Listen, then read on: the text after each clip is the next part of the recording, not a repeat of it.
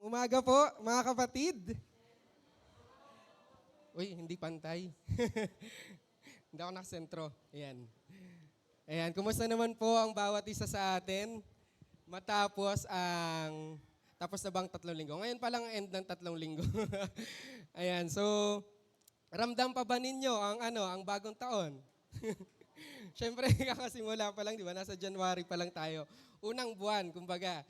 And tuwing bagong taon, kapag naririnig natin yung New Year, ano yung sunod na pumapasok sa isip natin? New me. Ano pa? New Year's, ano pa? Resolution. Oh, maraming bagay. At saka marami tayong hinahangad na bago. Kasi bagong taon eh. From the word itself. Ayan. So ngayon, binabati muna natin ang mga kasama natin sa live streaming, sa Facebook Live, and also sa mga nakakasama natin sa Canada. Wow, may kasama tayo sa Canada. Oh, nanonood sila. At saka sa iba't ibang lugar. Ayan. Ngayon, inaanyahan ko kayo mga kapatid na kunin ang ating mga Biblia. Buksan natin sa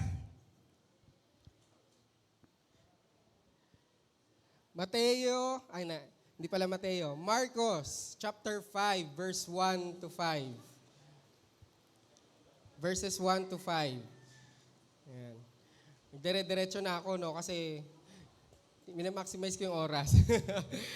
Ayan. Napakasarap ng ating pagpupuri sa umagang ito. At katulad din ng napanood natin kanina, from yung panahon ni Eva at Adan, ni Moises, ni Noah, at hanggang ngayon, patuloy tayong nagpupuri sa Panginoon gaya ng kanilang ginawa. Amen. So, let us keep on doing yung quality ng ganoong pagpupuri at pagsamba natin sa Diyos. Yung patuloy na inilalagay natin ang Panginoong Jesus, ang ating Diyos sa sentro ng ating puso while we are lifting Him up sa ating buhay. Di ba? Na-amaze ako dun sa linya ng naway buksan mo ang durungawan ng langit dahil gusto kong makita ang inyong mukha. Wow, grabe. Napakagandang linya yon. Na-open na po natin ang ating Biblia. Tanggalin ko muna, nasisilaw ako. Mateo chapter 5, verse 1 to 5. Ayan, basahin natin. Tayo po tayong lahat. Bilang paggalang natin sa salita ng Diyos. Ayan, sasabayan niyo po ako sa pagbasa. Ito ay may title na Ang Pagpapagaling sa Gerasenong Sinasapian ng Masamang Espiritu. Ayan. Verse 1. Si Jesus at ang kanyang mga alagad ay dumating sa kabilang ibayo, sa lupain ng mga Geraseno. Pagkababa ni Jesus sa bangka, siya'y sinalubong ng isang lalaking sinasapian ng masamang espiritu. Ang lalaking ito ay nakatira sa mga libingan. Hindi na siya may gapos, kahit tanikala pa ang gamitin. Bagamat madalas siyang gapusin ng tanikala sa kamay at paa, nilalagot lamang niya ang mga ito. Wala nang nakakapigil sa kanya. Araw-gabi nagsisigaw siya sa mga libingan at sa kabundukan. At sinusugatan din niya ng matalas ng bato ang kanyang sarili. Tayo po muna yung manalangin. O Diyos, nagpapasalamat po kami minsan pa sa kabutihan mong aming taglay, Panginoon, sa oras na ito, Panginoon. And right now, we thank you. We gratefully thank you, O Lord God, dahil ngayon ay nagawa pong muli namin, O Diyos, na makarating sa lugar na ito upang i-celebrate. Gamitin itong chance na ito upang i-celebrate kasama ka, O Lord God, ang inyong katagumpayan sa sanlibutan, sa bawat isa sa amin, at sa lahat ng sangkatauhan, Panginoon. Maraming salamat po. Sa iyo po namin patuloy din na ipinagkakatiwala ang aming mga puso, anuman po ang aming nilalaman nito, Panginoon. Nawa, tulungan mo po, O Diyos,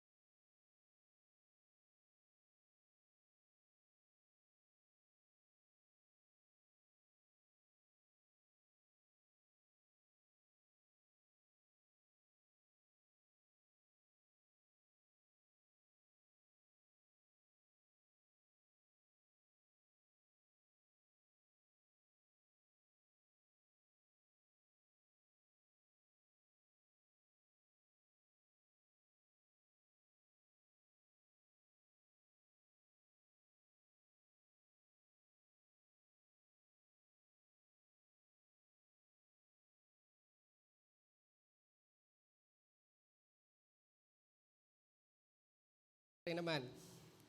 Sino ang may sinet? Kanina, sabi nga ay New Year's resolution kapag narinig natin ang salitang New Year.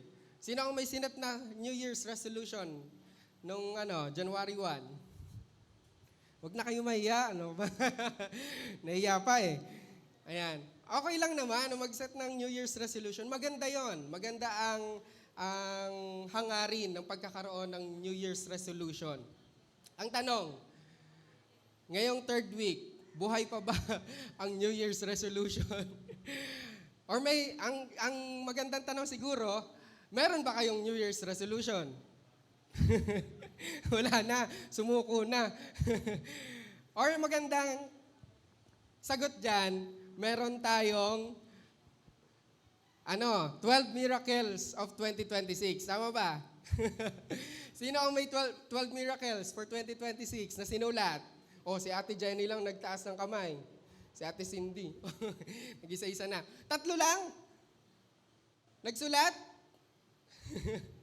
Hindi tayo umattend ng simbang gabi? Nako, mamaya magsulat pa rin kayo. Kasi hindi pa naman, nagsisimula pa lang naman ng taon. May chance pa para makapagsulat tayo ng 12 miracles of 2026. Kasi yun yung pinagpipray natin sa Panginoon. At salamat sa Panginoon sa kanyang kabutihan dahil patuloy nating pinangahawakan na ang kanyang mga pangako. And nawa ay patuloy tayong hindi sumuko doon. Nakakatawa yung mga nakikita ko last time sa Facebook. Patungkol din to sa sa New Year's resolution ng mga tao. May picture ng gym. Ang dami-daming tao.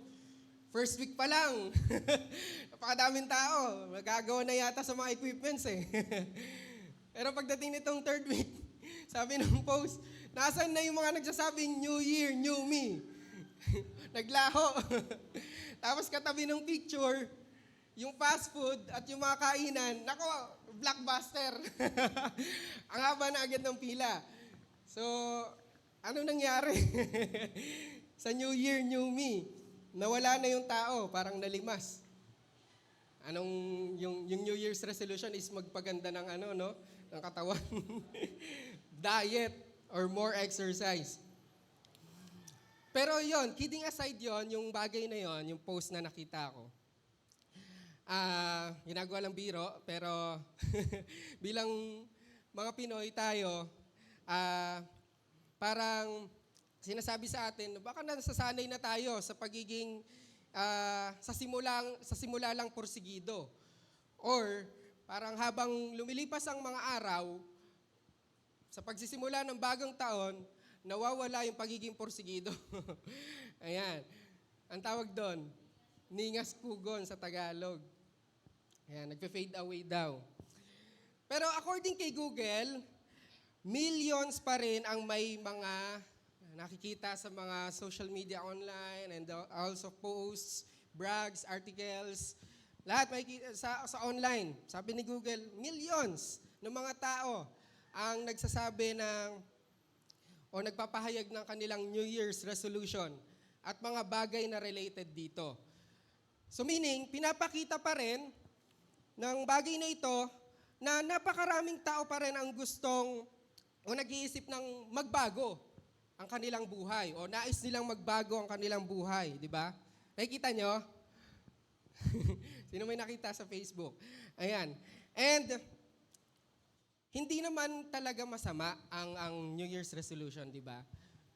So, I think so, meron kahit papano gumagawa sa atin, kahit sa isipan lang, tayo ay gumagawa ng mga plano.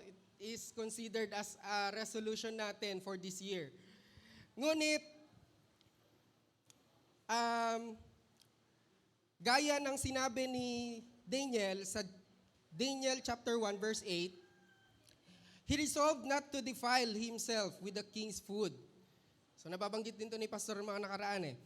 Kasi yung mali natin nung nakaraan, bakit tayo nag-New Year's resolution? Yung mali natin nung nakaraan, gusto nating itama for this New Year. At yung mga maling yon, masasabi natin, syempre, nangyari na yon, And sa ibang sabi, past is past. Ayan. So, parang tayong mga Kristiyano, tayo po ay hindi dapat sumusuko. Amen? Sa mga hangarin natin na yon na, lalo na when it comes sa pagdating sa pagbabago na gusto nating mangyari sa ating buhay. Lalong-lalo na kung ang pagbabagong yon ay gusto nating masunod ang kalooban ng ating Panginoon. Amen? Gaya ng sabi sa Proverbs chapter 24 verse 16, the righteous man falls 7 times and rises up again. Matutumba ng matutumba. 7 times, kahit ilang beses pa yan. Pero dahil ikaw ay Kristiyanong tinubos ng Panginoon, babangon at babangon tayo. Amen? Kaya, mga kapatid, huwag susuko.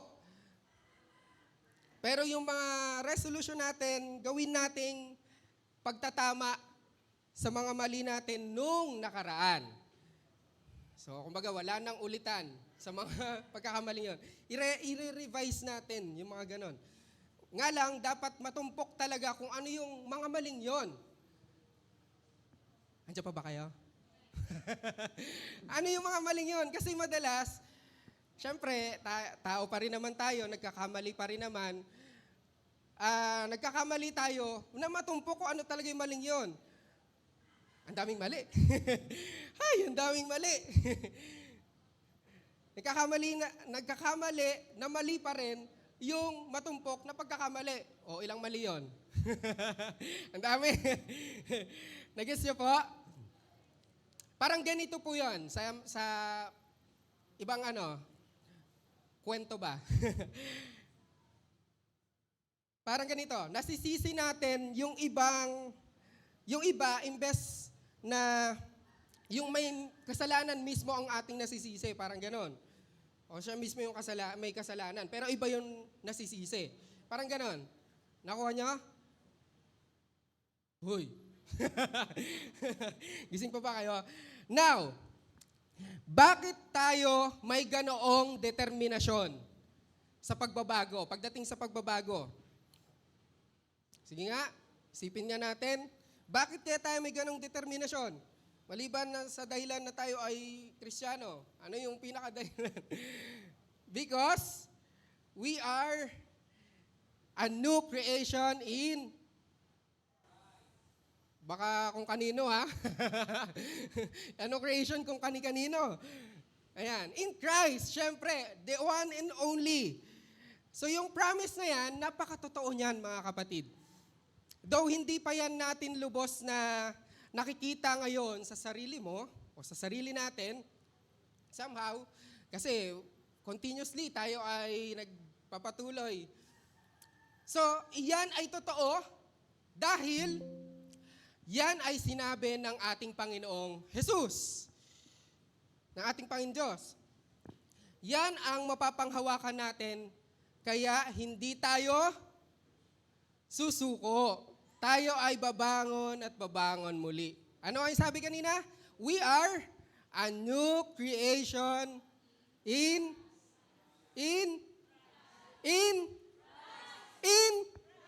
yan.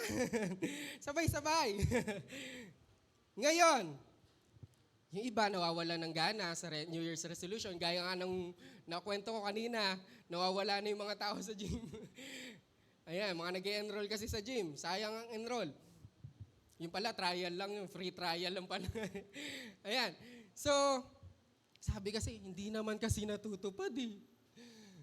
Ang nakakalungkot dyan, nadi-disappoint doon sa New Year's resolution or yung goal na sineset sa buong taon. At isa pang nakakalungkot, hindi lang basta doon sa sineset na goal or New Year's resolution, kundi pati sa sarili, nadi-disappoint. Huwag naman sanang ganon. Huwag tayo masanay na sa sarili tayo nadi-disappoint. And also, the word itself, yung disappointment, iwasan natin yon kasi isa yun sa mga pain ng kaaway sa atin. So, alam nyo ba kung ano ang nangunguna tuwing New Year, na New Year's resolution? May idea kayo? Diet! Saktong-sakto si ate. Pagpapapayat. Actually, yung pagpapapayat, yun yung number one top search na New Year's resolution noong year 2022. Ngayon year 2025. Masarap na samgyup na kakainin. Kumain na lang ng kumain, wag na mag-exercise. Mas masarap yun eh. Ang hirap kaya mag-exercise. Sa una lang talaga nakakagana. Ang sakit ng katawan ko. Nagbuhat ako kanina. Ayan, mas masarap kumain. Ayan, so ngayon, kung 2022, ang number one is yung magpapayat, magbabawas ng timbang. Ngayon 2025, medyo nagbago naman ng salita. Exercise more. And then kanina, yung diet. Ayan, exercise more. Tapos bibili ng equipments, yung iba nag-enroll sa gym, yun nga. Tapos sasabihin, 5 minutes lang. Sabi, may pagbabago na makikita. Pag araw-araw, 5 minutes. Every day, 5 minutes. Tapos pagdating sa gym, makikita mo, 90% cellphone, 10% exercise. So, paano magkakaroon ng pagbabago? Thank you, ate. Tapos sa My Day, makikita natin, day 1, lumipas ang day 2, day 3, day 4, hanggang day 7. Pagkatapos ng mga 2 weeks, wala, nagpahinga. Napasarap sa pahinga. After 2 weeks, day 1 ulit. Paulit na naman. So, ba't kaya ganun? Wala pa rin pagbabago. Nako, napakaraming problema na may ganyan. So maraming tao ang nawawalan ng kapag-asa, pag-asang, may pag-asa pa ba? May pag-asa ba? Siyempre meron, may matatagpuan tayong pag-asa. When it comes, pagdating naman sa ating, pag binibigay natin ang pag-asa sa Panginoon. Tingnan nyo, may naalala ko dito sa word ng pag-asa. Isipin nyo yung word na pag-asa. Sige, spell nga natin. 1, 2, 3, go. P-A-G-A-S-A. O may kulang. Ano hindi nyo nabanggit? Yung dash. Hindi nyo na binanggit. Ayan, so, tingnan nyo nga. Alisin nyo yung letter G. Ano yung matitira? Sino yung paasa? Ang Diyos ba? Hindi, di ba? So pag inalis natin yung G, which is God, paasa na yon. So dapat pag-asa, laging kasama si Lord. Amen? Ayan, so now, hindi lang natin dapat laging simulan, kundi dapat yung dedikasyon natin para magpatuloy at magpatuloy. Parang katulad din sa pabuhay natin bilang isang Kristiyano. Hangarin natin palagi na magpatuloy at magpatuloy. Kanina, binasa natin yung talata, di ba? Mark chapter 5, verse 1 to 5. Actually, ang pag-aaralan natin is buong chapter 5. Ayan. And, alam niyo po ba mga kapatid, na itong kabanata na ito ng chapter 5 ng Marcos, you will be surprised dahil 3 kwento ang naririyan. 3 kwento ang meron dyan. Hindi nga lang natin matatalakay lahat kasi napakahaba niya. So, pero lahat yon puro seemingly impossible situations ang meron. Kasi incurable lahat ng nabanggit doon na dyan na sakit. Incurable, ibig sabihin walang gamot. Bakit? Sige, tingnan natin sa unang kwento. Demon possessed. Obviously, syempre incurable yon. Commonly, dinediretso na yun dito sa mundo natin. Commonly, dinediretso na yun sa mental hospital. Or minsan, nakakalungkot, pinapabayaan, mga ganon. Or dinediretso sa any mental institution. Pangalawa, yung bleeding woman, yung may sakit na bleeding, talagang wala na daw pag-asa. And yet, Jesus Christ healed her. Yung pangatlo, yung mas matindi, ito talaga, wala talaga tong himala talaga to. Kasi hindi lang diseased woman, kundi dead girl, patay na batang babae. Kasi sabi dyan, 12 years old, kung mapapansin nyo, na batang babae. So kapag binasa nyo yung buong chapter 5, makikita nyo dyan yung tatlong situations na yan. Now, sinadya yun ni Marcos para ipakita sa atin na ang ating Diyos ay kayang gawing posible ang mga imposible. Amen. Para sa mga tao, ang dami nating mga impossible things eh. Minsan nga, araw-araw, nababanggit natin, hindi kaya yan, malabo yan, suntok sa buwan yan. Pero, sa Diyos, walang imposible. Dahil sa Panginoon, yun nga, sa English, nothing is impossible. So, tingnan nyo yung katabi nyo. Sabihin mo nga, tingnan mo. Sabihin nyo, may pag-asa pa ba ako? Diba, minsan sasabihin mo, minsan tatawa ka pa eh, asa ka pa. May pag-asa pa ba ako? Asa ka pa. Hindi, mali yun, mali. Ang tama, umasa ka, kapatid. Di ba? Sa Panginoon. Umasa ka, lagi magtiwala. Kaya kanina, natandaan ko din yung linya doon sa video na pinanood natin. Let us fix our eyes on Jesus. Ayan, kasi maraming makikita tayong mga mali sa paligid, lalo-lalo na sa mga kasama natin, sa mga kapatid natin, sa mga leaders. They are also not perfect. Mga pastor, hindi rin. So, ang binibigay sa atin ng Panginoon, fix our eyes on Jesus. So ngayon, ang topic natin ay, actually, ang tema natin this month is, start with God. So magsimula sa Panginoong Diyos. Pero ang topic natin, mga kapatid, ay, eto na, ang tunay na bagong simula. Ayan. Start with God eh. So ano ba yung tunay na bagong simula? So, ayan, excited na ba kayo malaman? Ano yung bagong simula? Ayan, so balik ulit tayo sa chapter 5, mga kapatid. Pero bago tayo pumunta doon sa chapter 5, doon sa chapter 4, kung babalikan natin yon, kung mapabasa din ninyo, pinakita yung nangyari doon bago gumawa ng himala ang Panginoong Hesus. Doon sa pinuntahan nila sa chapter 5. Ano yung lugar na nabanggit doon? Kasi na yung isang, one sheet na Bible. Ayan. Sabi sa chapter 1, anong lugar yan? Lupain ng Geraseno. Ayan. Pero sa chapter 4, ang nabanggit dyan ay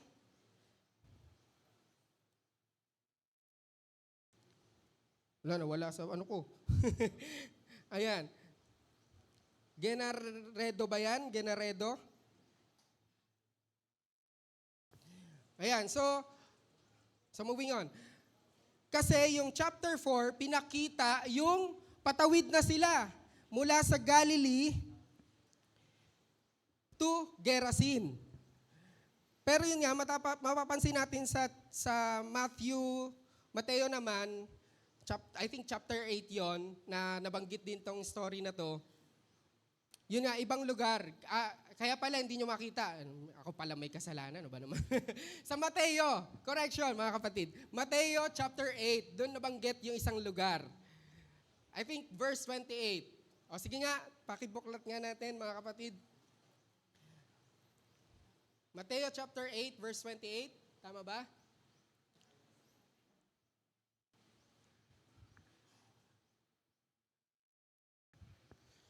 O ano lugar yun nandyan?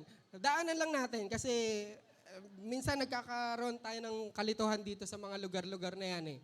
Mahalaga ding Gadaren. Tama ba?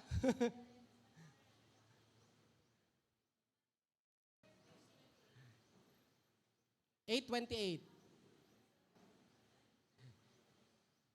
Ang ganda pala manood dito, oh, nakaganyan ka. Oh. Ayan, Gadareno. Ayan, alam nyo ba mga kapatid, kasi nagkakaroon ng kalituhan dyan. Yung Gadareno, yan ay lugar sa Gerasin. Ayan, so baka kasi sabihin, Ben, iba-iba. Baka ano na yan, ibang kwento na yan, mga ganon.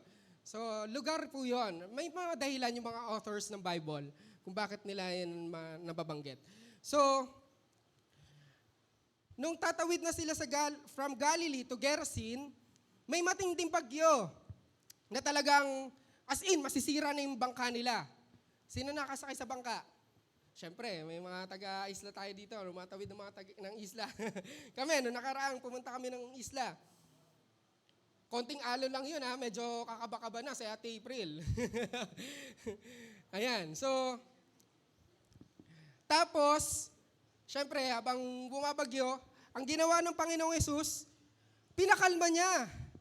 Pinakalma niya yung dagat, yung bagyo. And now, pagdating naman sa Mark chapter 5, eto na, dito naman, eto may pinakalma din ng Panginoon. Anong pinakalma niya? Yung tormented heart ng isang tao.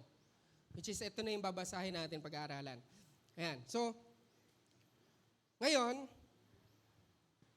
di ba, ang sarap nun, parang yung tormented heart, o yung puso mo na naguguluhan at kung ano-ano mga laman. Sarap nun kung ang Panginoong Jesus ang mismong magpapakalma.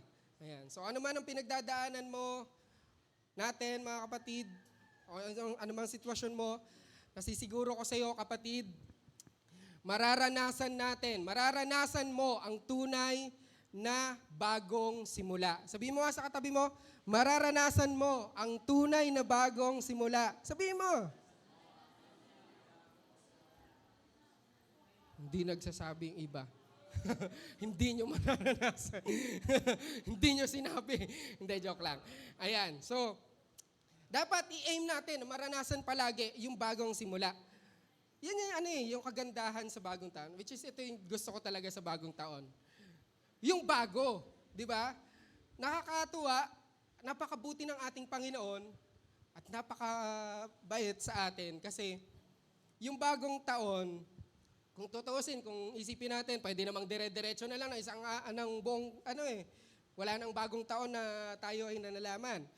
Pero ang ginawa ng Panginoon, dinivide niya yung every year na yon para sa ating mga buhay. Nang sa gayon, hindi tayo makakaramdam ng pagod. Isipin nyo, wala tayong bagong taon. Tuloy-tuloy lang. Di ba? Walang graham. Walang buko salad. Walang lechon. walang mga paputok. Ayan. So, maganda yung naidudulot sa atin ng bagong taon kasi laging nare-remind tayo na dapat lagi tayo nagre-restart. And it is important for us na magandang mag-restart tayo na mag-restart.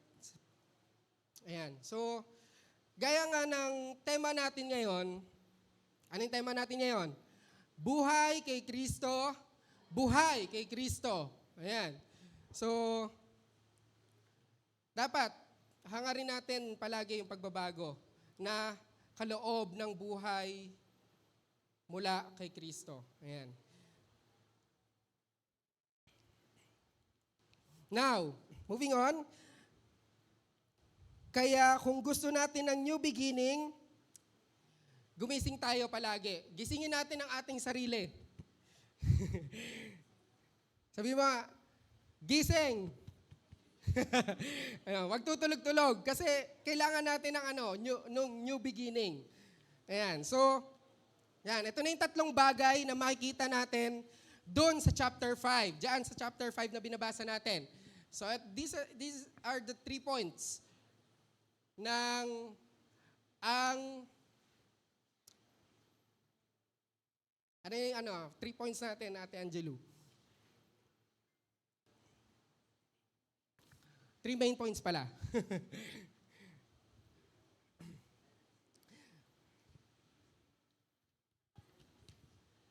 Ayan. Ano yun? Yan yung malalaman natin sa chapter 5 ng Marcos, yung ang bagong simula, ang tunay na bagong simula. Ayan. Una, the need for a new beginning. Admit. Pangalawa, the power for a new beginning. Appropriate. Affirm by telling others about the new beginning. Ayan. So the need for a new beginning, pero minsan kahit alam na natin na may need tayo, kahit alam na natin yung need na yan, we have to admit it. Kailangan aminin natin at tanggapin natin sa sarili natin. Kasi kung hindi natin tatanggapin sa ating mga sa sarili natin, like until now, sa panahon ngayon, maraming tao ang hindi pa rin nagbabago kasi hindi nila inaaming may kailangan silang baguhin. Kaya nga, sasabihin mo, hoy, magbago ka na. Sasabihin ng isa, bakit? Ikaw ang magbago. Hindi ganon. So dapat, tinatanggap natin. Kaso minsan din, mas nakikita natin yung pagkakamali ng iba kaysa sa pagkakamali natin. So, let us admit for our need for a new beginning. Ayan. Next, appropriate the power for a new beginning. Praise God kasi may kapangyarihan to break the chains in us. Amen? Merong kapangyarihan na ipinagkaloob sa atin ng Panginoon. Basta banggitin natin ang pangalang Panginoong Jesus. Pero kailangan nating, i-appropriate yung power na yon. Ibig sabihin, katulad kanina, di ba sabi ko, yung mga equipment na binili sa pag-exercise, sa gym. Kung hindi natin gagamitin yung mga bagay na yon, walang magbabago. And also, huwag na tayo lalayo dito sa church o sa ating mga kwarto, kung hindi natin bubuklatin ang mga Bible na iyan, walang magbabago. Ayan. So, importante ang Bible sa pagbabago natin bilang mga mananampalataya at mga tao. Alright? Next, last, affirm by telling others about the new beginning. Pwedeng, ito ay before, pwede ring after, kayo, kung nasa sa inyo pa rin naman, na sabihin mo sa kapwa mo, yung about sa new beginning mo. Ayan. Pwedeng kapag may result na, ayan, magsaserve yun as a testimony ng buhay mo. Pero parang tingnan natin, mas nakaka-challenge yata yung before. Kasi sasabihin mo na sa sa kaibigan mo, sa kasamahan mo, ito yung yung new beginning plans ko. Ayan. Ayan, makakatulong yung kasama mo, yung kaibigan mo, para magpaalala sa'yo. And yun, nakaka-challenge yun kasi tutuparin mo talaga. Kasi may binitawan kang salita. Di ba? So, dapat nating i-mindset yon na tayo ay magkaroon ng new beginning at ibahagi natin, sabihin natin sa iba. Maganda rin naman yung after kasi yun nga, testify mo sa kanya o sa mga tao, ito yung ginawa ng Panginoon sa'yo. Pero, the best pa rin kapag kay Lord sinasabi. Amen? Sino laging nag-open kay Lord? Lord, ito po yung mga plano ko for this whole year. Ayan, ito po yung goals ko. Patuloy ko pong pinagkakatiwala sa iyo. Ayan. The best pa rin kay Lord. And ang benefit naman, ayan, so beneficial yun para sa atin. Kaya kung tayo ay, yung mga nag-share, yung mga nagte-testimony dito sa unahan, like din yung mga nagsasalita dito sa unahan, they are all excited. Excited sila na sabihin yung kung ano yung ginawa ng Panginoon sa kanilang buhay. Tama ba?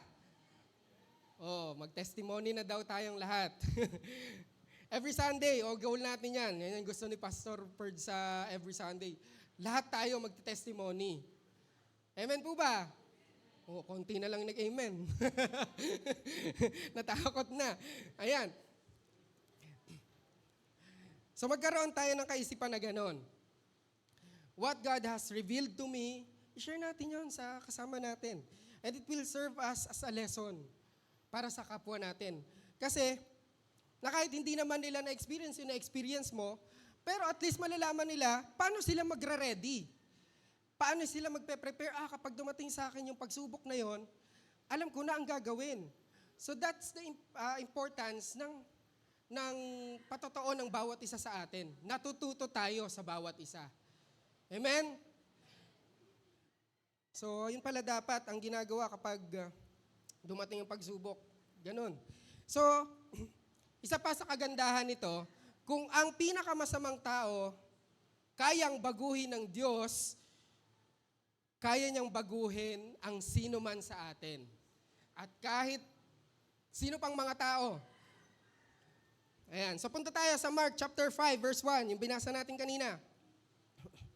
Sa Matthew, ang nabanggit ay Gadareno o Gadarenes. Yun nga kanina. Pero dito sa Mark, chapter 5, Garaseno o Gerasenes sa English. Yung tao na binanggit dyan, yung lalaki, pagdating, basahin muna natin para madagdagan ng emotion. Now, sa verse 1, start tayo sa verse 1. Si Jesus at ang kanyang mga alagad ay dumating sa kabilang ibayo, sa lupain ng mga Geraseno. Pagkababa ni Jesus sa bangka, siya'y sinalubong ng isang lalaking sinasapian ng masamang espiritu. So, yung tao, mapapansin natin dyan, sabi naman sa verse 3, ang lalaking ito ay nakatira sa mga libingan. So, galing siya sa sementeryo. Tapos, meron siyang dala-dala. Sabi dito, lalaking sinasapian ng masamang espiritu. So, with unclean spirit. Sa ibang translation, ang sabi, demon-possessed. Pero, maging correction din to sa atin na ang New Testament, hindi sa Greek word, wala talagang demon-possessed. Kasi, hindi naman na pwede tayong ariin ng kaaway o ng demonyo. Kasi pag-aari nga tayo ng Panginoong Jesus. So, ang pwedeng gamitin natin is ang word na demonized. Okay? Demonized. Huwag naman yun. Narinig ko yun. Okay, sa Tagalog ko nga, okay naman. Ayan, so, now, yan yung totoo sa New Testament. Ayan. So, ibig sabihin, you can be influenced by the demon. Pero not by, i-own ka niya. You can be controlled by the demon. Kaya, hindi natin napapansin, mga kapatid, yung mga bagay na yon na influensyahan na pala tayo ng kaaway. Kasi minsan binibigyan natin ng karapatan na gawin nila iyon sa atin, sa ating buhay. Okay? So, dapat maging aware tayo sa bagay na yun. So, itong lalaki, sa verse 3, yun ang kanyang sitwasyon. Ayan. Ang lalaking ito ay nakatira sa mga libingan, hindi na siya maigapos, kahit tanikala pa ang gamitin. So, doon siya naninirahan sa sementeryo. Sa madaling salita, ayaw na ng tao sa kanya. Ano ba yung meron sa sementeryo? Nung nakaraan, dumaan kami doon, pauwi ng papunta ng Binona. Kakaba-kaba ako doon, ang dilim. Kasi gabi na Bumamotor kami. Sabi ko, grabe naman dito. Ang dilim, napakatahimik. So yun talaga yun, tahimik na lugar, napakatahimik. Siyempre, hindi naman magsasalita yung mga nandoon. So ibig sabihin, ayaw na ng tao sa kanya, kaya siya nando doon.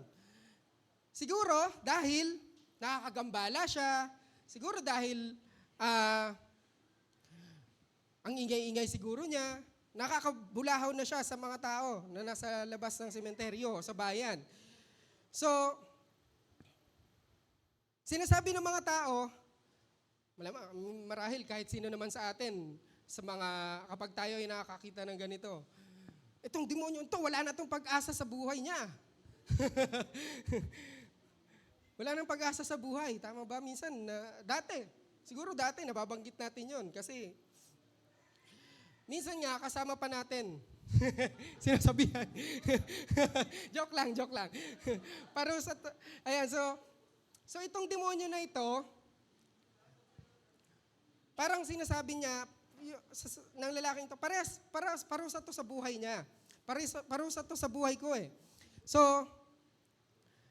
ayan, nung nakaraan, ayan, patungkol sa demonyo. Pagbagong taon, di ba, nakagawian natin pagbagong taon. Anong ginagawa ng mga tao? Ano? Nagbabomba. Nagpapaputok. Sino bumili ng paputok? Sino nagpaputok? Saan nagpapaputok ang mga tao? Hindi, bago yon. Bakit nagpapaputok ang mga tao? Para umalis ang masamang espiritu. Ano pa? Taboy yung mga malas sa paligid. Sa labas nagpaputok. Nagpasok ka na sa bahay. Kaya pag uwi ng bahay, ano ba namang impyernong to? Malas. Pinapasok yung malas. Ano pa? Pag New Year, nagbibilihan ng mga tao ng bilog-bilog na prutas. Ano nakaraan? Naalala ko. Yung tatay ko, nagpasama sa akin. Sabi, bibili tayong prutas. Sabi ko, gusto ko yan. Maraming prutas na masustansya. Ayan, di tinanong ko. Tapos, bilang narinig ko sa kanya, ang mahal na mahal ng mga prutas na to. Sabi ko, bibili-bili ka. Tapos gusto mo makakumpleto yung 12. Ano bang meron? Bakit kailangan kumpleto 12? Tapos bilog-bilog pa. Ibig sabihin ng bilog-bilog, ano yun? Barya-barya lang yun. Dapat yung kwadrado, hindi, yung rectangle. Para bills, di ba? So, yung mga bagay na yun, hindi siya nagbibigay sa atin ng mabuting halimbawa o ibig sabihin para i-absorb natin o gawin natin sa ating mga buhay bilang mga Kristiyano. Ano daw meron pag ganon? Swerte. Huwag tayo maniniwala sa swerte. Malas yun. Ayan, so, look at the words sa verse 3. Ang lalaking ito ay nakatira sa mga libingan, hindi na siya may gapos, kahit tanikala pa ang gamitin. So, ibig sabihin, wala nang makakatulong sa kanya. Kasi yung pumipigil sa kanya, kahit kadena, natatanggal niya pa yun. Kahit siguro ilang kadena. Siguro magician tong na to. Hindi, joke lang. So, natatanggal niya. Ibig sabihin, napakalakas talaga niya. Wala na. At yung word na anymore, dun sa English translation, kung mapapansin natin doon sa English, may word na anymore. So, pag-isipan natin mabuti mga kapatid this how Satan or demon operates in our lives. Ayan. So, this how things operates sa ating buhay. So, ganito yan Nagsimula ng pasimple. Kasi itong lalaking ito na sinapian ng demonyo o demon possessed, syempre, marahil nag-start to sa easy, malumanay, or hindi pa siya nagwawala, or hindi pa siya nagsisisigaw, hindi siya kung ano man yung mga magugulo niyang ginagawa. Ayan, so ibig sabihin lumalala siya. Kasi kahit yung kadena at tanikala, kaya niya nang tanggalin, baklasin. So ganito nag-ooperate yung bagay sa buhay natin. Mag-start siya ng simple lamang. Ayan. Hanggang sa lumala, na hindi mo na kayang pigilan. Na para bang sitwasyon ng iba sa atin na mga sitwasyon ng ibang tao. Sabihin na natin para hindi masyadong masakit. Nagsimula sa kaunting bisyo. Mga ganon. Kaunti lang naman, umpisa, titikman lang naman. tikim-tikim lang. Yung iba, silip-silip lang sa Facebook, ganyan. Hanggang sa zinom na ng zinom.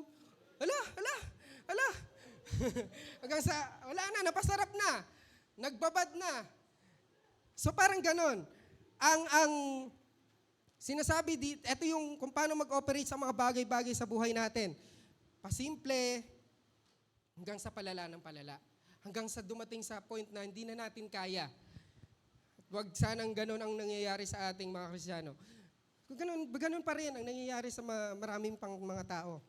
Now, sa ating mga Kristiyano, dahil paunti-unti nating nalalaman na kung ano ang katuruan ng salita ng Diyos, ng Biblia, kung paano dapat tayo mabuhay bilang mga tao, bilang mga lingkod ng Panginoon, hindi pa rin tayo ligtas sa mga tuksong mga nandyan sa paligid natin.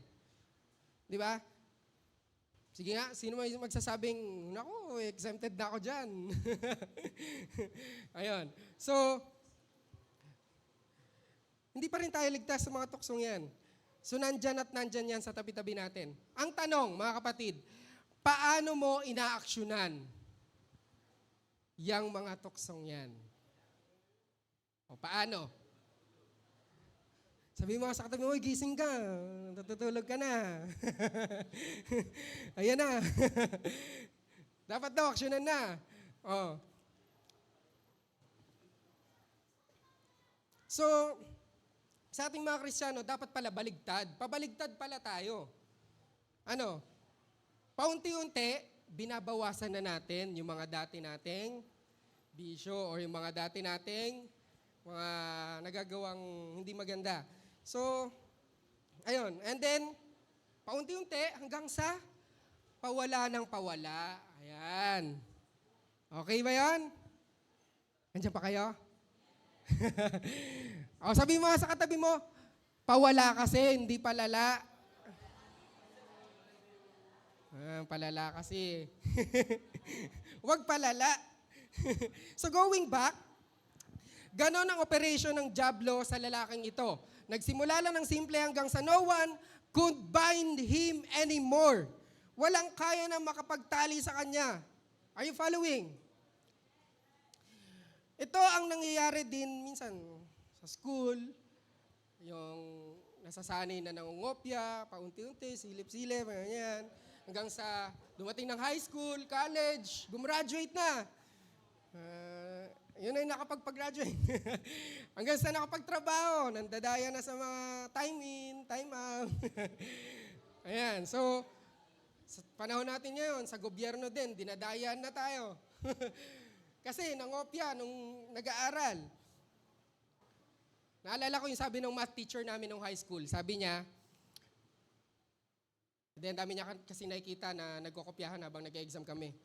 Sabi niya, you know what, students, alam nyo ba kung saan nagsisimula talaga ang corruption? Saan? Sa paaralan. Dito sa school, sabi niya, sa pangungopya ninyo, sa mga katabi ninyo ng mga sagot. Sabi, yes, it is a form of corruption. Yung pangungopya. So, students, ayan na, lagot. Kasi si Kuya JB, sinabi pa yun eh. Nakokonsensya tuloy ako. So, di ba? Kaya nagsisimula sa simple hanggang sa hindi na makapagpigil. Na-enjoy na hanggang sa malagay na sa sitwasyon na or level na hindi na kayang pigilin dahil nasanay na. Na kung tutusin, kawawa na sila. Hindi nila nakikita yon. Seemingly, they are placed in a tomb, katulad ng lalaking ito na sinapian ng masamang espiritu. Kaya, mga kapatid, mag-ingat tayo sa ating mga simulain. Kasi baka mamaya, hindi siya maganda. Ayan. Next. Babawasan ko na yan ako. Verse 4. Bagamat madalas siyang tagapusi ng tanikala sa kamay at paa, nilalagot lamang niya ito, ang mga ito. Wala nang nakakapigil sa kanya. Verse 5. Araw-gabi nagsisigaw siya sa mga libingan at sa kabundukan at sinusugatan din niya ng matalas na bato ang kanyang sarili. Oh no.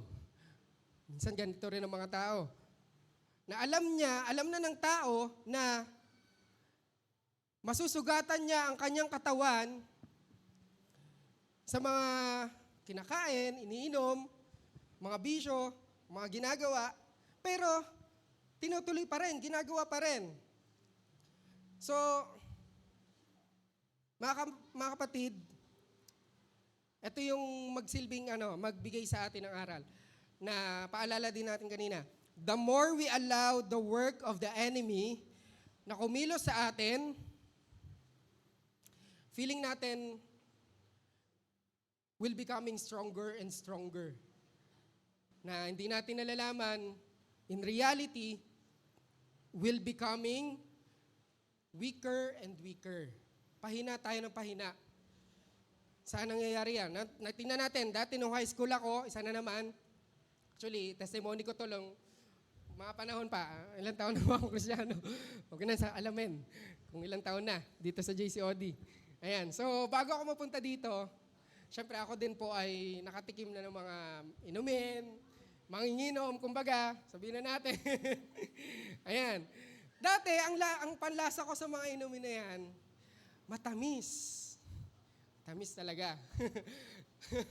Oo, promise. Yun talaga ang nalalasahan ko. So, madalas ako nalalasing noon. High school, hanggang dumating ng college. Pero, hindi ko nalalaman na yun na pala, pinapahintulutan ko na kumilos na yung kaaway sa buhay ko.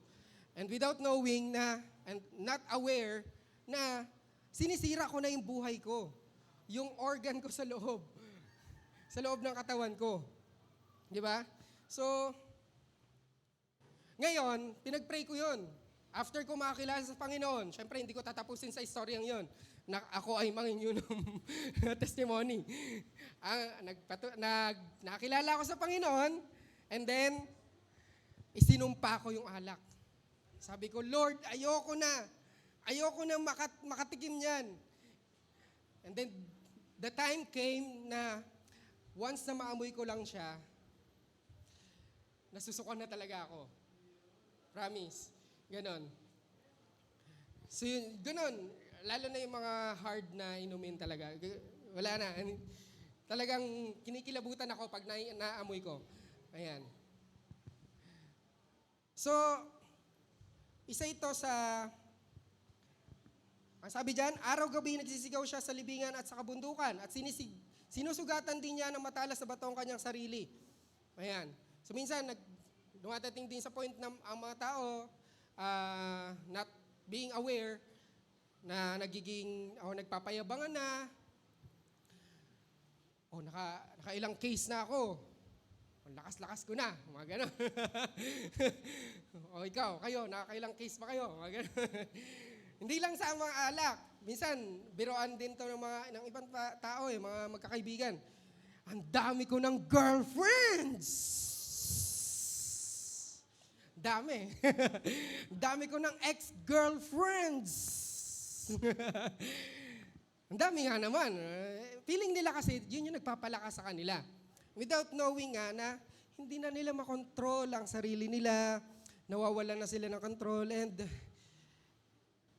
mga kapatid, ang self-control ay one of the fruit of the Spirit. Ano nga yun? Self-control. Ayan. So dapat meron tayo noon, self-control. Now tignan niyo po dito sa verse 5 ulit. Ulitin natin. Araw-gabi nagsisigaw siya sa libingan at sa kabundukan at sinusugatan din niya ng matalas na batong kanyang sarili. Definitely, yun nga, hindi na niya mapigilan. So sample. Move na tayo sa verse 6. Malayo pa ay natanaw na nito ni Jesus. Patakbon itong lumapit at lumuhod sa harapan niya. Sumigaw siya ng malakas, Jesus, anak ng kataas-taasang Diyos, anong pakay mo sa akin? Ipangako mo sa ngalan ng Diyos na hindi mo ako pahihirapan. Verse 8, sinabi niya ito sapagkat iniutos ni Jesus, masamang espiritu, lumabas ka sa taong ito. Ayan. So tinanong ni Jesus, ano ang pangalan mo? Sa English, ang word ay legion. Sa Tagalog, ito ay isang batalyon. So, ibig sabihin, napakarami. Now, makikita natin dito na si Lord hindi siya bumabali ng kanyang mga pangako. Kasi ang sabi niya sa kanyang salita, babasa natin sa Revelation yon, na ang mga demonyo, meron silang lugar sa abyss. At doon ang destiny nila. Pero nung time na to, sinasabi nila, hindi pa namin panahon. Bakit paputay mo na agad kami sa abyss? Parang ganon. So natatakot sila. Hindi mismo yung lalaki ito ang nagsasalita dito, yung demonyo nasa kanya. Ang pangalan ay batalyon, sapagkat napakarami, marami kami, tugon niya. Ayan. So ngayon, hindi binali ng Panginoon. Marunong ang Diyos ay tapat sa kanyang mga pangako. Anong ginawa ng Panginoong Jesus? Basahin pa natin. Samantala, sa libis ng bundok ay may malaking kawan ng mga baboy na nagsisikain. Nagbakaawa kay Jesus ang mga masasamang espiritu. Papasukin mo na lamang kami sa mga baboy. Pinahintulutan niya sila, kaya't lumabas nga sa lalaki ang masamang espiritu at pumasok sa mga baboy. Ang kawan na may 2,000, wow, 2,000 pala to, ay nagtakbuhan sa gilid ng matarik na bangin. Ay mga baboy, ang kawan ng 2,000 baboy. Hanggang sa nahulog ang mga ito sa lawa at nalunod. Ayan, now, tingnan natin, bakit kaya baboy? Tingin ninyo. Ano kayong dahilan, bakit baboy yung ano? Mga kapatid, ito yung dapat natin isipin din. May mga bagay na, pag di na nababanggit sa Bible, wag na natin alamin. Ayan, so wala naman nabanggit. Bakit? Pero, assumption lang to kasi yung mga Roman Empire, ang tingin ng mga Kristiyano sa kanila is mga baboy. Bakit? Kasi binababoy nila yung mga Kristiyano. And knowing na itong mga demonyong ito na nasa loob ng lalaki, binababoy nila yung mismong tao, yung lalaki. So that's why, yun ang inalis ng Panginoong Jesus.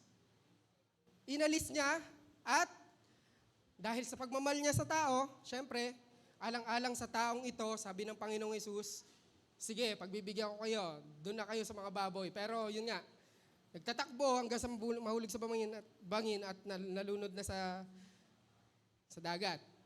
Ayan. Sana tayo? Verse 14. Tumakbo ang mga tagapag-alaga ng kawan ng baboy at ibinalita sa bayan at sa karatig pook ang mga pangyayari. Kaya't ang mga tao ay nagpuntahan doon upang alamin ang nangyari. Paglapit nila kay Jesus, nakita nila ang lalaking dating sinasapian ng mga demonyo. Nakaupo ito, nakadapit. Ayan. So, actually, syempre, may-ari ng baboy, sino ka ba matutuwa na alaga mong mga baboy ay nagtakbuhan. Ayan. So, ayan na. Ito yung panawagan sa atin ng Panginoon. Ano yung first point natin? Admit na tayo ay kailangan natin ng new beginning. Pangalawa, appropriate yung ibinigay sa atin ng Panginoon, yung kapangyarihan na break the chains. Ayan, so, now, ito yung gusto ko ring malaman ninyo mga kapatid. Malapit na tayo matapos. Sabihin nyo na sa katabi nyo, gising na, matatapos na tayo. Ayan, so, ito yung kino-question ng maraming tao. Merong mga scientific, syempre, meron na tayong science, up to now, at patuloy na nag-evolve, nagle-level up, nagiging advanced. Ayan, so, sinasabi ng iba, hindi, kailangan, siguro, nagkaroon lang naman ng, may problema lang siguro yung sa parenting nung bata pa yan, nung siya'y inalagaan ng mga parents niya. Or, better siguro, pwede naman siyang dalhin sa, sa mga, recovery program, mental recovery program, mga ganon. Sabihin ng iba, psychological naman yan. Ang dahilan yan, psychological lang. Ito yung nakakalimutan ng maraming tao. Merong bagay na spiritual na hindi dapat natin nakakalimutan. So yun po yung realidad, na hindi lamang po panlabas, hindi lang social, kundi kailangan din natin na malaman na mayroong spiritual realms. Although yung mga mental recovery program, moral recovery program, rehab, maganda yung mga bagay na yon. Pero, ayun, nakakatulong yon, malutas yung problema, pero kung yun yung problema, pero wag natin kakalimutan na may realidad ng spiritual. Tanggapin man natin o hindi. Sabi sa 2 Corinthians chapter 4, verse 4, ano yan?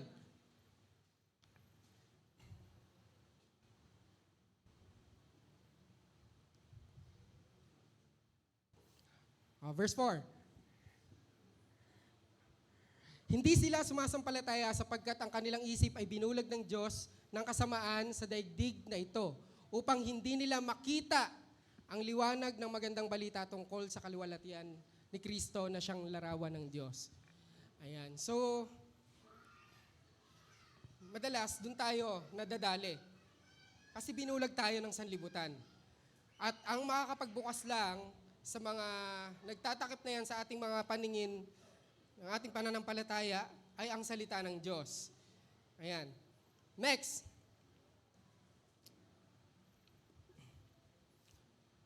There is something na dahil iniisip natin, bakit ganito? Gusto ko na mag-submit, gusto ko na magpatuloy.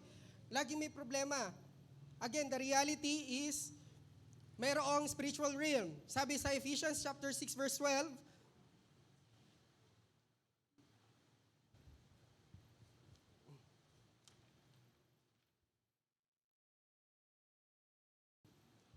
ayan. Sapagkat hindi tayo nakikipaglaban sa mga tao, kundi sa mga pinuno, sa mga may kapangyarihan, sa mga tagapagpamahala ng kadilimang umiiral sa sanlibutan ito, sa mga hukbong espiritual ng kasamaan sa himpapawid. Ayan. So, ayan. Patunay na may spiritual realm. So, binulog tayo ng mundo, may mga ginagawa ang mga kaaway, at alam natin mga kapatid, ito ang dapat nating malaman, isa sa dapat nating malaman, tayong mga mananampalataya ay prone na matalo ng mga kaaway na ito kung hindi natin kilala.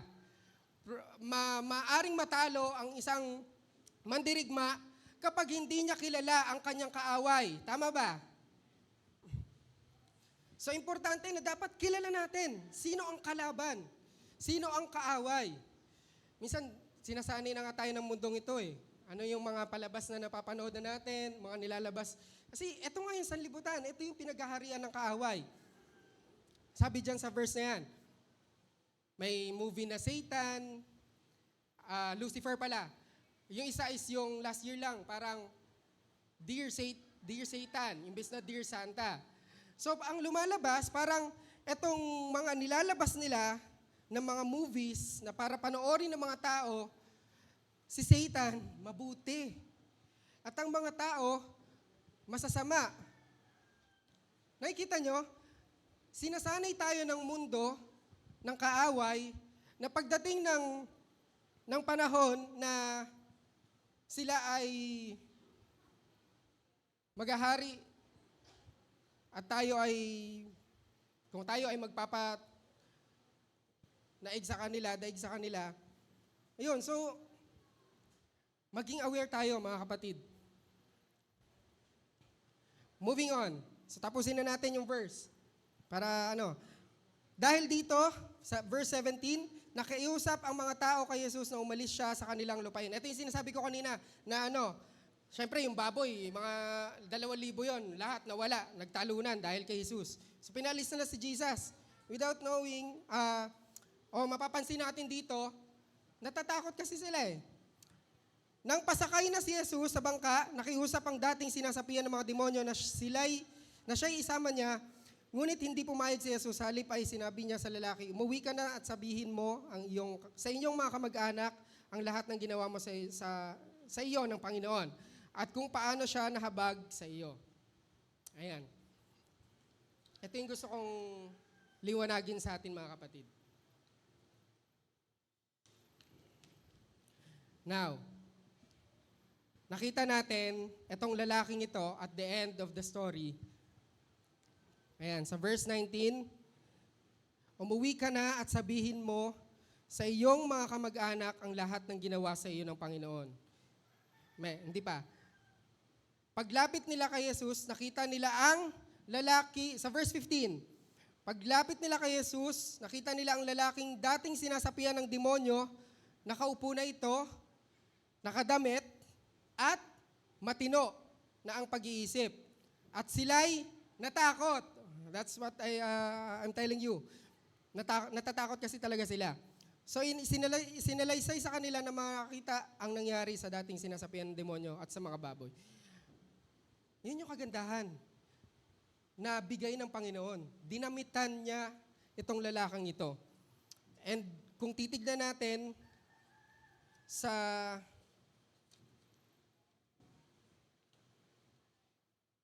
Mark chapter 15 verse 24, para lang magbigay linaw sa atin itong storyang ito. Mark chapter 15 verse 24.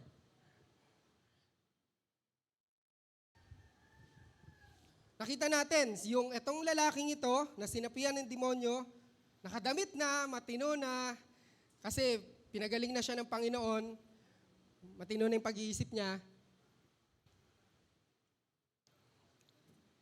Ayan, ipinako siya sa krus, at saka pinaghati-hatian ng kanyang damit sa pamamagitan ng palabunutan. Si Jesus yan. Si Jesus, hinubaran siya, pinaghati-hatian niyang damit niya, para ang mga tao sa kanyang sakripisyong ito ay magkaroon ng damit. At ang lalaking ito ay magkaroon ng damit. Hinubad ni Jesus, hinayaan niyang alisin sa kanya yung kanyang damit para ang tao ay magkaroon ng damit. Next, anong sunod natin mapapansin?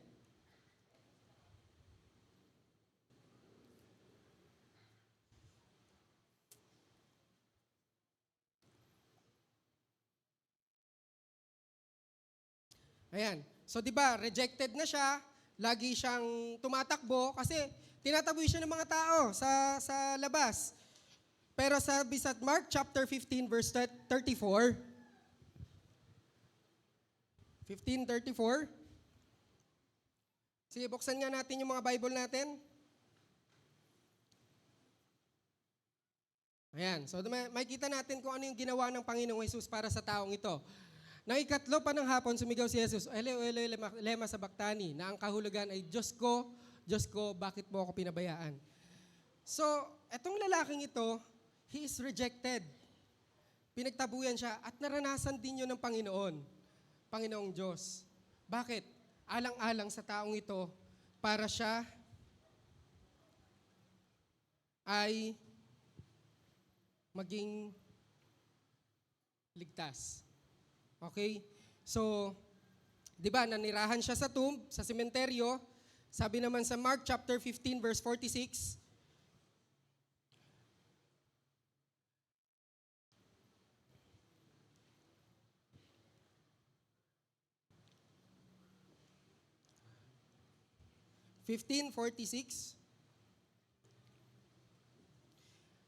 mapapansin natin dyan, Jesus was placed from the tomb.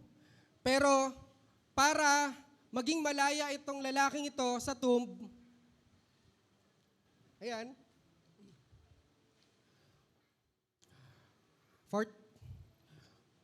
46.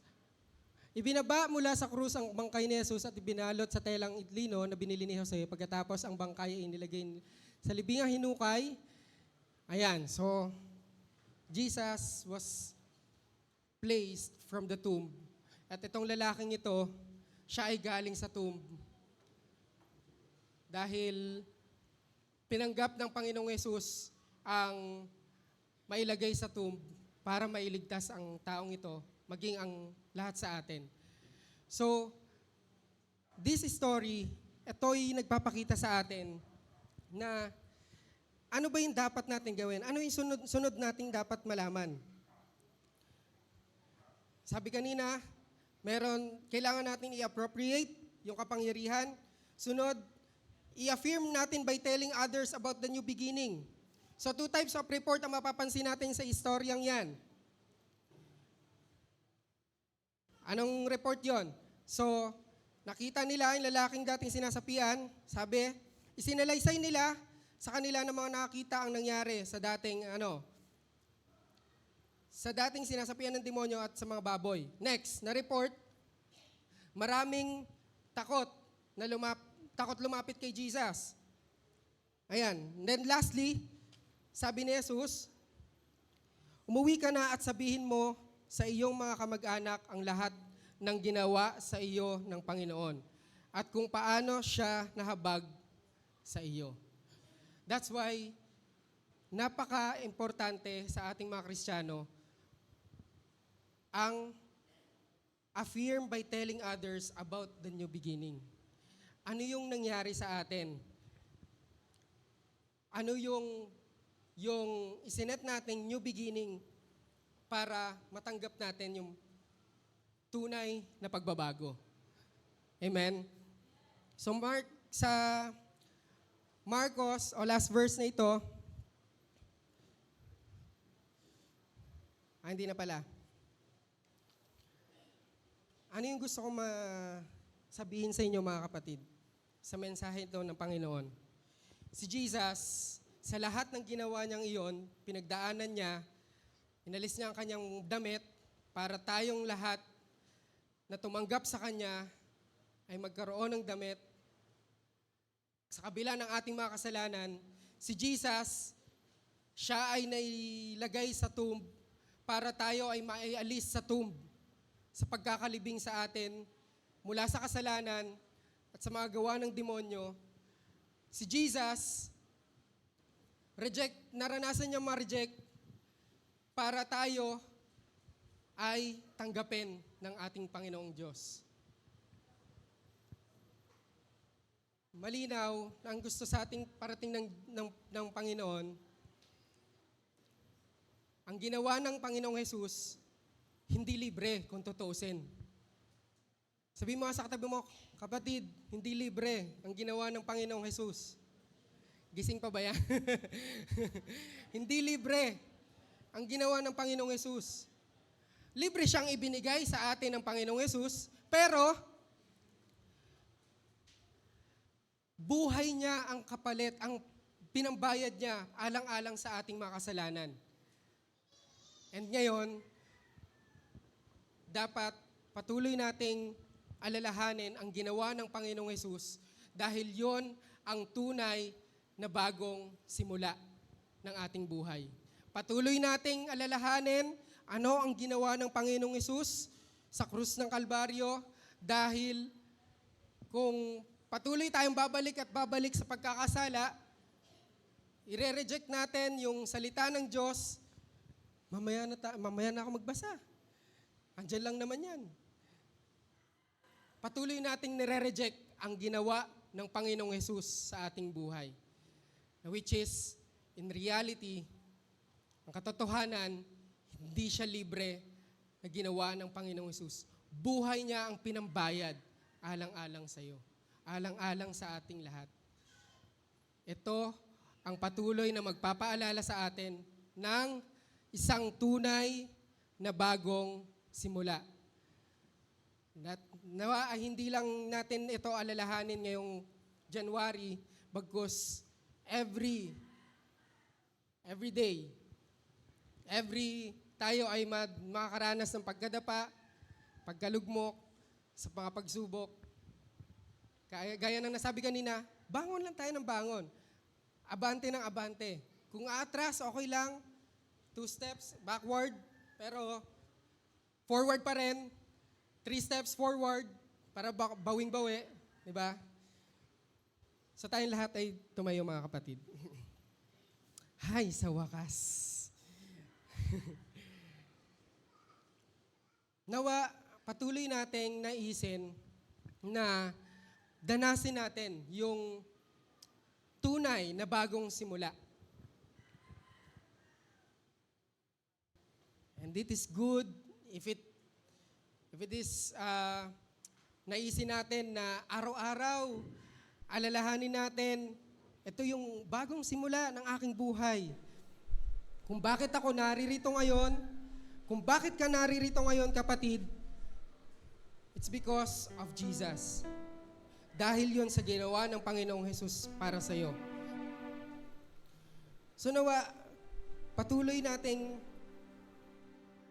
alalahanin ang bagay nito upang yung mga nais ng Diyos o kalooban ng Diyos para sa ating buhay, sa bawat isa sa atin, kapatid, ipagpatuloy natin ito. Ano yung sinasabi sa iyo ng Diyos? Yung lalaking sinapian ng demonyo,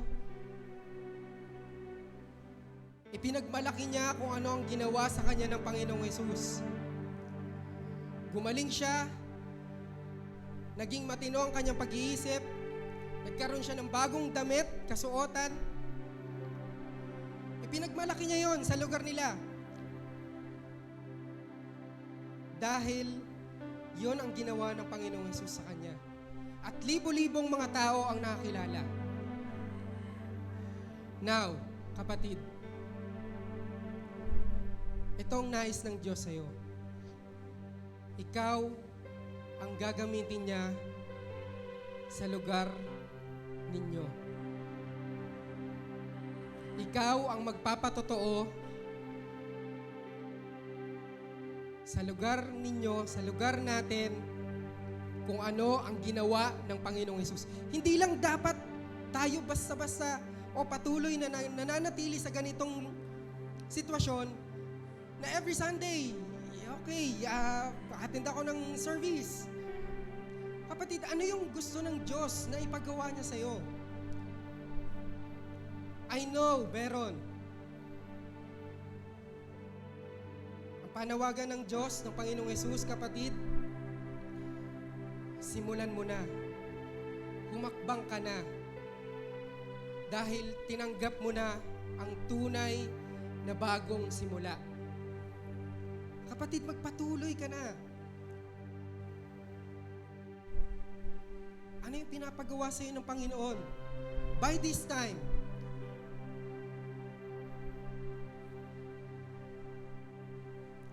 marahil may mga nahihiya pa sa atin. We don't know how to start. Pero ito, nalaman na natin kung ano yung tunay na simula. Magsilbing malakas lang ito sa ating puso, sa ating buhay. Makakaya mo, kapatid. And this is the very secret ng mga Kristiyanong patuloy at nagpapatuloy sa paglilingkod sa Panginoon. They never wanted na sila ay manatiling nakaupo, sila ay manatiling nakikinig, sila ay manatiling tagapagdalo. But one thing they want to happen, masunod ang kalooban ng ating Diyos. Panginoon, salamat po, O Diyos, sa patuloy na pagbibigay sa amin ng mga paalala na nagsisilbi sa aming tunay na bagong simula ng aming buhay. Gaya ng lalaking ito na siya'y nakaranas na sakupin ng demonyo. Ngunit dumating ka, Panginoon, upang siya'y iligtas, upang siya ay damitan ng bago mula sa iyo, Panginoon, upang siya ay pagalingin gaya ng taong ito, O Diyos. Nawa, ito rin po ang gawin mo, Panginoon, sa buhay ng bawat isa sa amin. Na hindi na namin hayaang sakupin kami ng kaaway. Hindi na namin mahayaan na mapahintulutan namin sila sa aming buhay. Kundi kundi mas mapaghari ka namin, O Diyos.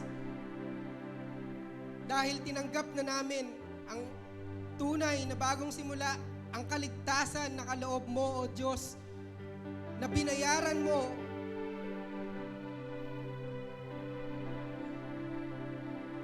kami yung may kasalanan,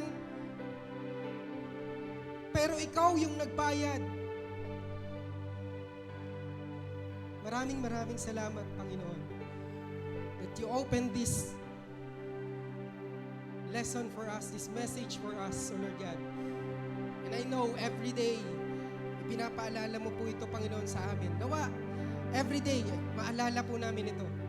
Nang sa gayon, makaiwas po kami sa pagkakasala, makaiwas po kami sa mga bagay na hindi mo po kinalulugdan, at nang sa gayon, mas paparangalan ka namin, Panginoon, dahil ito po yung ninanais namin, O Diyos. Maraming salamat, Panginoong Jesus. Jesus, thank you so much.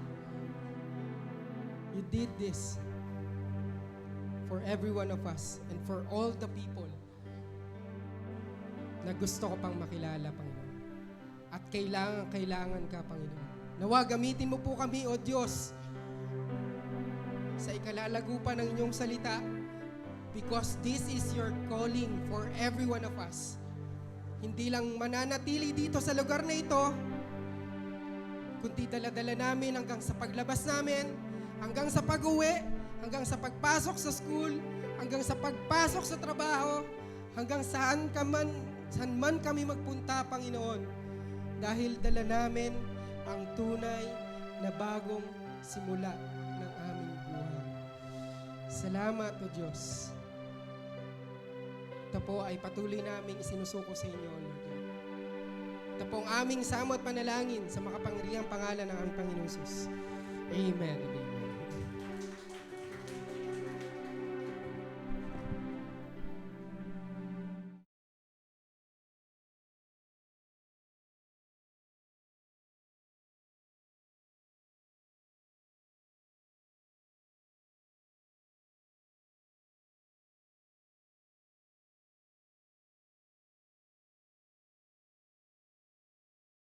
Narinig mo na ba? Narinig mo na ba? Narinig mo na ba? Narinig mo na ba na ang Diyos ay magbubuhos ng masaganang pagpapala? Tumanggap ng kaligtasan, kalayaan, kapahingahan at kapayapaan, kagalingan at katugunan sa lahat ng ating mga pangangailangan. Ang Jesus Christ, our Deliverer Christian Fellowship, ay nakahandang maging daluyan ng masaganang pagpapala para sa iyo. Samahan niyo po kami sa gawain ng Panginoon. Maaabot ka kahit sa loob ng iyong tahanan through our different online platforms. You are invited! Come, join us! Halina, tara! At ihandog ang ating mga pasasalamat, pagpupuri at pagsamba sa ating Diyos na buhay. Be online and be blessed. Be online and be blessed. Be online and be blessed.